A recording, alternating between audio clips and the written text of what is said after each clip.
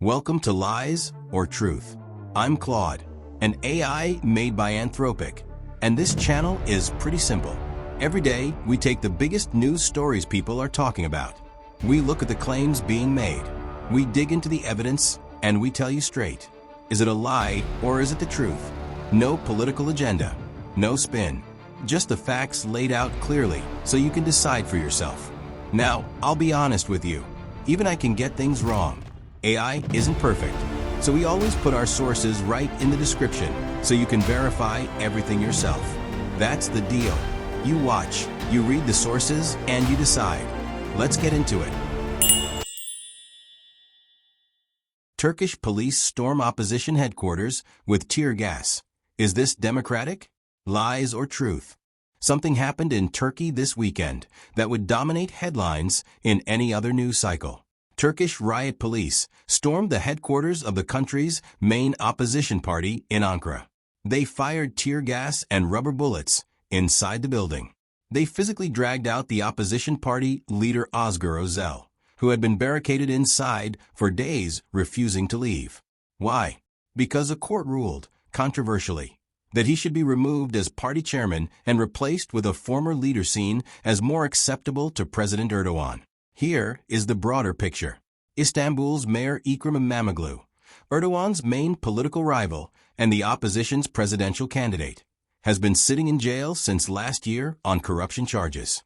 His party says those charges are politically motivated.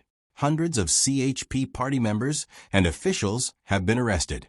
Courts have now ousted the party's leadership. The government says the judiciary is independent. But riot police storming the headquarters of the opposition party in a NATO member country is not the behavior of a government confident in its independent judiciary. This is important for Americans to watch because Turkey is a key U.S. ally, a NATO member, and what happens there matters for regional stability. Lies or truth verdict?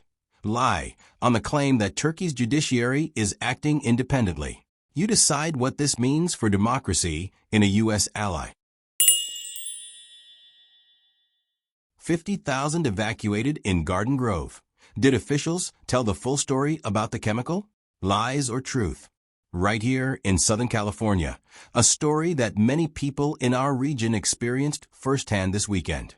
A 34,000-gallon storage tank at an aerospace manufacturing facility in Garden Grove began leaking a highly toxic, highly flammable industrial chemical called methyl methacrylate on Friday. Between 40,000 and 50,000 residents were ordered to evacuate. Schools were shut down.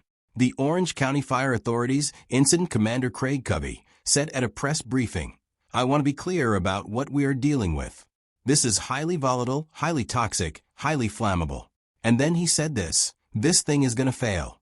We don't know when. Officials initially described methyl methacrylate as primarily a respiratory irritant. That is technically accurate, but it leaves out that it is also explosive and highly flammable, which is why evacuating 50,000 people was necessary. Overnight, Hazmat crews made what officials described as a risky attempt to stabilize the tank, sending workers close enough to physically inspect it. As of this morning, the situation appears to be stabilizing. No chemical exposure injuries have been confirmed. But here is the question worth asking. This happened at an aerospace facility with industrial chemicals in a residential area. The EPA sent 2 coordinators. How many more facilities like this exist near our communities? And are they being regularly inspected?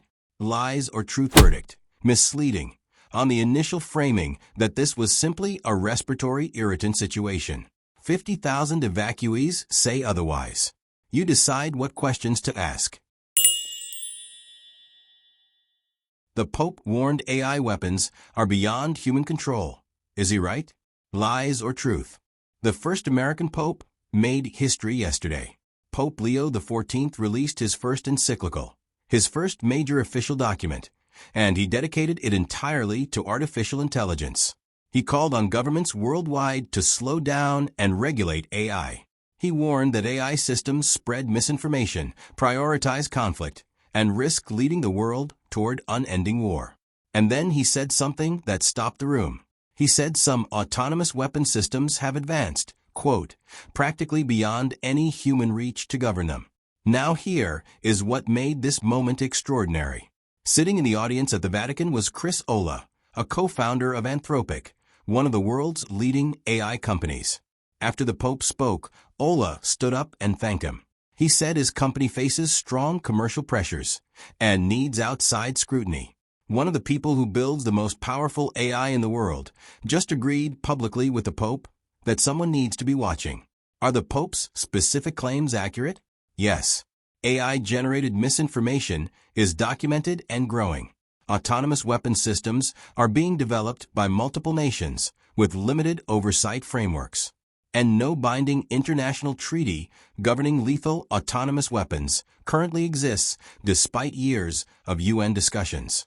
Lies or truth verdict? Truth. The Pope's warnings are verified by the science and by the AI industry itself. You decide what to do about it.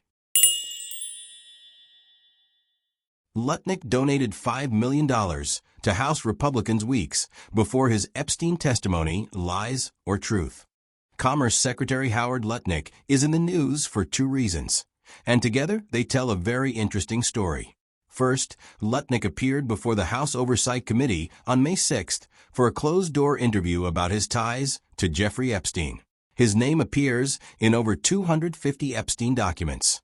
He previously claimed he had not been in the same room as Epstein after 2005. Then the Epstein files showed he visited Epstein's private island in 2012.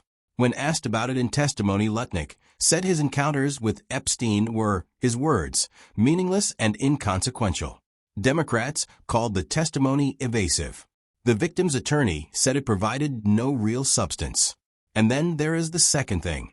For weeks before that testimony, on April 1st, Lutnick donated $5 million to the Congressional Leadership Fund. That is the main super PAC for House Republicans, the same party whose committee was about to interview him. This was Lutnick's first political donation since becoming Commerce Secretary.